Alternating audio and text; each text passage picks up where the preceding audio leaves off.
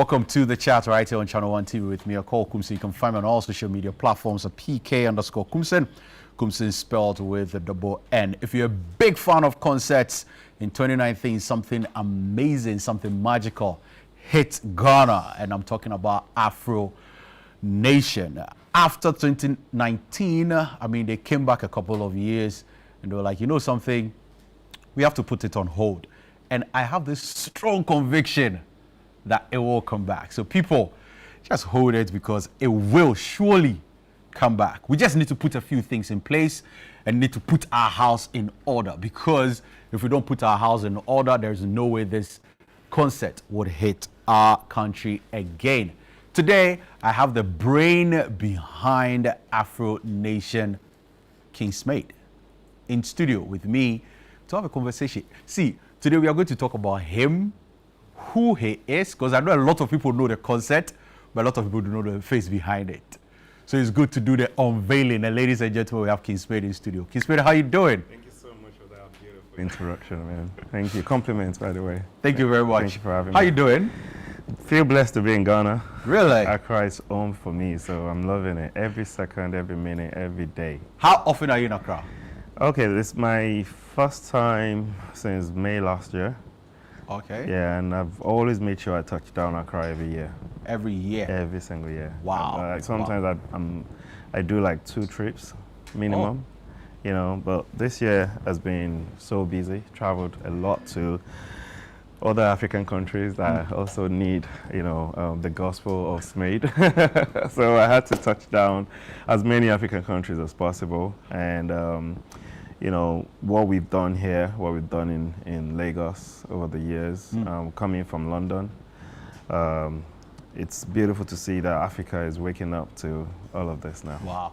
Have you been to Nairobi, Kenya? Yes, I've been to Kenya. I did Nairobi, Mombasa, and Lamu, an island. Lamu. Wow. An island. It's a small island. Yeah. You know, no Kenya. cars. Like no cars, nothing. I think it was good to experience something like that. I think everyone should experience it. Wow. When you no TVs, no radios, you're locked out from the rest of the world. You know, sometimes you even barely use Wi-Fi or your phone. So I got to interact with, and it was a space where we had 54 MAG. I think 54 MAG sponsored the trip. And what they did was they took 54 African ambassadors and champions to Lamu, and they locked them in there, and we were just connecting and building. It was amazing. That was the beginning of the year, actually, in January. Wow. Beautiful. It was in January? January. Wow. I mean, I go to Kenya every year. I am in Kenya every single year. Every single year. From 2018. 2018, 2019, 2020, 2021, 2022. I love Kenya. Yeah. Kenya is amazing. So it's a beautiful place. Will the gospel of Smade hit Kenya anytime soon? Well, it's hitting every part of Africa. Every part. We're here for it. We'd love to see Afro Nation in Kenya. What's your connection with Kenya? Okay, don't say. I know already. Am I interviewing you or you're interviewing Well, me? we're having a conversation. Anyway, we're having a chat. Yeah, My connection to Kenya is a lot of things. Okay. You know, I lived there between 2019 to 2020. Nice. I was there when COVID hit. Okay. I was there when the first Afro Nation hit Ghana. And I was so sad because I was missing a lot, right? And then when I came back, I was at the last Afro Nation, where you had to call a shot for the show to be cancelled. Yes. Now, to clarify things, right? Can you just give us what went wrong for the show to be cancelled and what we have to learn as a country for us to have Afro Nation back? Thank you. I was actually there. I was made to make that decision with my partner. And it wasn't hard for me to make that decision because no amount of money is worth a life. That's the first thing, you know. No amount of money is worth a life. No amount of money is worth. You can't buy life. So when you see lives in danger, you just have to make that decision. We're not doing this for money. We're doing it for people. And when the people we are doing it for are in danger, we have to put a stop to the show. You know, we need to understand that, you know, we're here to serve. Why are we serving if we cannot look after our people? No matter how many people, you know, yesterday, I'm sorry to fast forward to yesterday because I happened to have experienced something I've never experienced in my 21 years in doing shows and concerts and festivals. You know, I think crowd control here is something we need to really, really work on. Crowd control. Crowd control. Something that we need to work on. Very much so, and we need to educate ourselves, starting from the artists, to the promoters, to the policy makers, the government. We all need to come together and have these roundtable conversations. There's so much. Yes, it's exciting that December, Afrobeats, Hip Life, all this African, you know, excellence going around the global space. Yes, we're coming back home to celebrate it, but are we ready to accommodate what it comes with? And that's where we need to look at. We're having shows every single day. Since I've been here, I've barely slept, you know, and I enjoy every minute, every show, from Jackie's show, you know, to Diaspora District. You know, I'm looking forward to Taste the Culture, which is December 26th. I'm looking forward to Kidi's show, Black Host show. I'm looking forward to, I'm looking forward to Rapaholic. Okay. You know, I'm looking forward to amazing shows happening this December in Ghana. You know, and that's what makes it the Dirty December that is going around Africa right now. That started in Lagos years ago. But what Ghana has right now is very, very special. Because since you asked me earlier, you said, why are we coming back? We never left. Afro Nation never left. Nope. That's my perception of it. You see, how you say it is different. When we came, you have to analyze what was there before we came in. And since we've been here, now analyze what has been here since we came in. So it's all about building legacies for me. It's all about making impact and influence. We don't ever get stuck on our creation. We should learn to be able to recreate. You know, the power of our gift is, if we have done it before, we can do it again. So I've always believed that, you know, you lay a good foundation, you build strong, you know, with great pillars, which is the partners and everybody around, and you make a good, you know, strong ecosystem around what you're building. You're never leaving. No matter what. So since Afro Nation left, or that you think anyway, like you left, since the break, let's put it that way. Since I think that's perfect. Since that halt, there's been so much more festivals happening. Like I said, I've mentioned so many festivals now. But the beauty of me coming to Ghana this December is to also understand what spaces we need to fill. How we can help, how we can... The gaps that are in there. How we can collaborate, support each other. I mean, Ghana's music industry can be considered as capped to a certain level. And there's been a lot of conversations, why hasn't there been any Ghana show at the O2 Arena? Why hasn't there been consistency? Why hasn't there been this? Why, do we have the capacity? So we are the capacity, first of all. We everything around all of this, the promoters, the people, the artists, the investors, everyone, we all have a part to play. So yes, we do have the capacity. We have great Ghanaian promoters outside the country. You know, the fact we need to consider is how much sacrifices are we actually willing to make. You see, it's good you mentioned the O2, because this is a running conversation that has been going on for so many years. We were here and Davido filled the O2. We're here and Burna Boy did. Davido has done it multiple times. Burna Boy multiple times. Ashake multiple times. Rema. Who else? I think, if for nothing else, I've been able to mention like 5, right? Nigerian acts. No Ghanaian act has done the O2 yet. Which brings me to like the question again of, do we have the Ghanaian quality or excellence to fill the O2? Okay, as so a promoter, somebody who has organized events, yes, who has seen massive numbers. Yes, and I'm here for it. You know, once we have the capacity, like you said, in financial, we can do anything.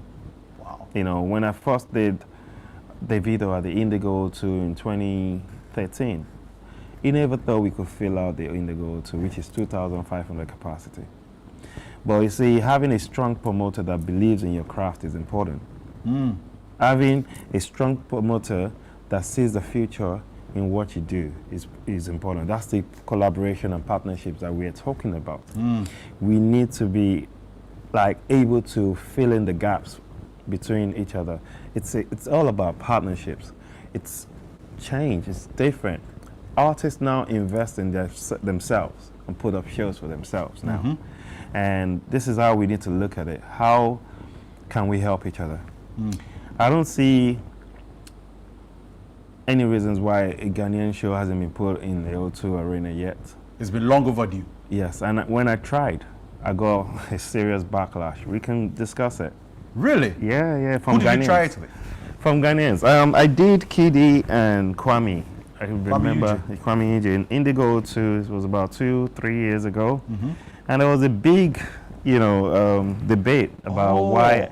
I think I remember that. Why Smade Yeah. was the promoter promoting Ghana independence in the UK. And I'm like, you had the option to do it as Ghanaians. Why didn't you do it? And this is something that is in the past. And we've moved on. But it's now time to educate ourselves that why are we competing when we can collaborate? I might be a Nigerian. They were competing you. Yeah, because they see me as a Nigerian. I see myself first as African. Do you understand what I'm saying? So Yes. the same way I'm trying to bring everyone together. I told you I've just been to Kenya. Yeah. I'm not Kenyan. But right I'm now, not Kenyan too, but hey, I promote Kenya a lot. We have a bit of Kenyan in us. We have a bit of every other African country, aside from where we were born in us. If we are black, then we are one. We are all together. So who am I to make a huge impact in Lagos, Nigeria, where I was born, and do it in Ghana, and not be able to do it in Kenya and Uganda and other places?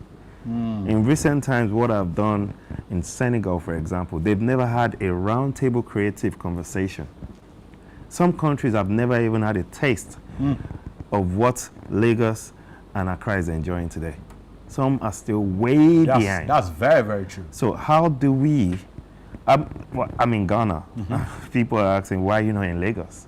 Lagos is overwhelmed. I've been pushing Lagos Dirty December for the last 10 years. And now they've woken up to it. Now the government, the private sector, people are now waking up to understand how much money can be made in the country, how much money can be made as a union, how much we can build and grow ourselves by coming together. But it's beyond Dirty December. It's what we do even after Dirty December. Do you, as somebody who has been in the entertainment space for so long, and you've organized shows pretty much across the world, not just in Africa, but across the world, right? Do you think Africa has still not understood the power of creativity, and especially the entertainment space? It depends on how you say it. So the creatives, we are ready. Yeah, so the creatives are ready. Oh, we are ready. But the consumers and the investors. So before the consumers, you got to think about the policymakers and the investors, the financial investors, because everyone here we're talking about is an investor. You and I, the consumers, even the investors, everybody, we have something to, take from this. And that makes all of us investors because we're here to, if it's brand equity, if it's money, if it's talent, there's something that we're getting from it. So we are all investing and trying to get something out of it. I think when we start having roundtable conversations with the policymakers and they understand how much money these things actually bring to this country, how much investment, like Afro Nation has traveled around the world, and when it comes to Africa, it makes more noise bringing everyone around the world to that destination. Really? So yes, we sell tickets to over 180 people, but like I said, Over 180,000 people. over 180 countries. Sorry, my bad. Yeah, because I'm like 180 people is so. No. Over. So when it's coming to Africa, yes, over 180 countries represent. Yes, Poland. And when I say that, you get people from Pakistan, for example. Yeah, people from Pakistan, people from India, they pull me up. The last Afro Nation we did here, we had Asians come through. And that's because we had a huge market in Portugal. Like Portugal, which was our first, no one expected what we did there, and everybody just wanted Afro Nation because it gave us some sense of pride. It lifted us within the music industry, within the food industry, the fashion industry, the sports industry, and our culture as a whole. So let's understand the celebration that Afro Nation has brought to us and what we're enjoying, the benefits that we're enjoying. So many festivals have come up since Afro Nation, and a lot of countries, a lot of African countries and the diaspora space are enjoying the whole process. Now, for somebody, let's backtrack a bit, right? One thing that I've always, because anytime I see Afro Nation, I'm like, what inspired this person to come up with such an idea, right? And to actually take it from Africa to the world before bringing it back to Africa. It's something for Africa, let's put it that way, but it had to be taken to the world before it was brought back to the people that it was, I don't want to say the idea was built around. What was that thing? So this is a storytelling side of this interview, of this conversation. I started off, I was born in Lagos, Nigeria. Spent the first 18 years of my life there. And when I moved to the UK, it wasn't cool to be African. It was very racist. I was bullied. It wasn't nice. And I just used to think, what can I do? What can I do? How can I change this? I used to pray. I used to work hard and I pray to God that please use me, to change the world. Use me to make Africa. I prayed so much for it that I'm already seeing God's answered prayer. Blessings coming. The blessings. I felt it, but now I'm actually saying, looking back to how far we have come. We came from house parties. So Afro Nation started from house parties? It started from house parties. The dream started from house parties. Okay. When I first moved to the UK, there wasn't any clubs we could go celebrate ourselves, either birthdays, graduations, or anything. We had to go book halls and pay so much money and all that, or do it at home. So as a young student at the time, I was going to uni and I was inviting my friends, old friends from Nigeria, old friends around. I was networking. I was building relationships and bringing people together, encouraging people to do DJing. I was collecting music and I was meeting people. I was encouraging artists. People that didn't even have the idea that they dancers or they had some creativity in them. I was just encouraging it. And over time, started picking up. I mean, there were people that were there before me, that were doing it before me. I learned from them.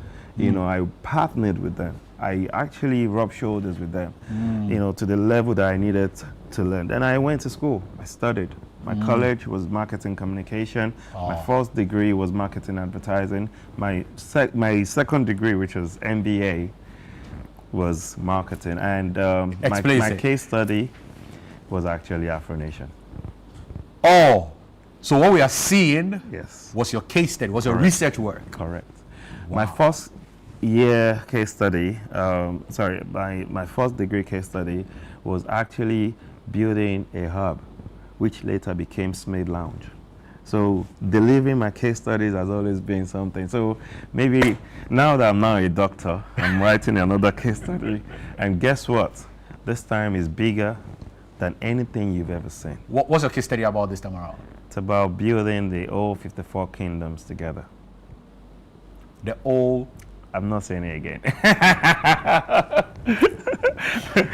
Oh man, you're giving me Smade radio vibes. Radio speaks once. Maybe you would rewind this back in a couple of years and oh yeah, this is what he was saying. Wow. Because I choose not to say sometimes, because when I do speak these things, people, it's too much for people. It's always been too much for people. And that's the gift, because sometimes you're ahead and God has placed you there. When I announced Afro Nation in 2019, I got so much hate, even from my own people. But I was used to it. My investors and my partners were scared. They were like, what's going on? Is this going to happen? Should we cancel it? I'm like, calm down, guys. I'm used to it.